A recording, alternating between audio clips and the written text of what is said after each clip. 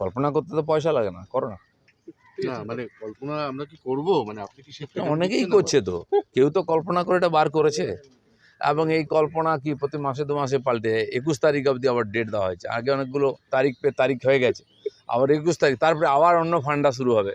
তো কিছু তো মার্কেটে থাকতে হবে, কিছু লোক এই করে মার্কেটে থাকার চেষ্টা করে। দিলীপ ঘোষ তো মার্কেটে আছে। দাদা এখন তো সেই তিক্ততা নেই, আপনি তো জগন্নাথ মন্দির গেছেন, কুণাল অরূপ সবার সাথে আমার আপনার সঙ্গে বসে চা খাওয়াটাও না সেই তিক্ততা নেই। কুণাল রূপের সঙ্গে আমার আগে থেকে পরিচয় ছিল, এখনও আছে, আগামী দিনেও থাকবে। আমি রাজনীতি করি না করি, ওরা করুক না করুক, কে কোনো পার্টি থাকবে, তার সঙ্গে রাজনীতির সম্পর্ক দিলীপ ঘোষ এরকম ভাবে না।